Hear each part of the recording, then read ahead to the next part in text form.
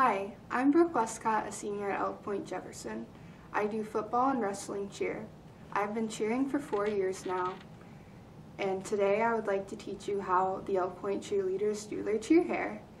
We do this hairstyle for football and wrestling. So what we do is a little French braid in the front. We pull it back into a high ponytail and then put a bow in. The first step is to show you how to do the French braid. So you part your hair and try to get a straight part down the side of your head.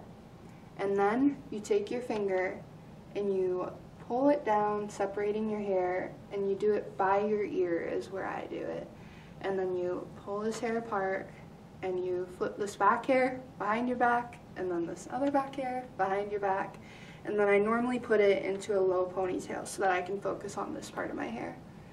So when you get focused on this part of your hair, you split it up into a top layer and a bottom layer.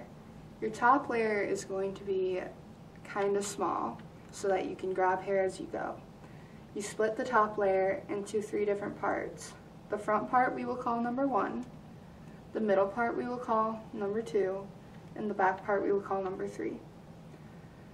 So the first thing you do is take your number 1 and do it under number 2. And then you take your number 1 and go over number 3. And now you have a new number 1, a new number 2, and a new number 3. So you take your new number 1 and you grab a little bit of hair, and then you go under number 2 and over number 3. And then you take your new one and you take a little piece of hair and you go under number 2, over number 3. And then you will just keep doing that down the front of your hair.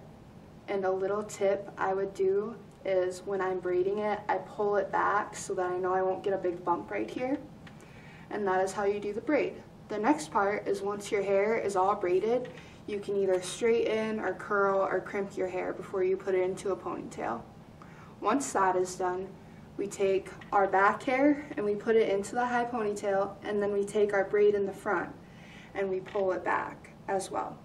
And then you have your high ponytail. The next part we do is accessorize.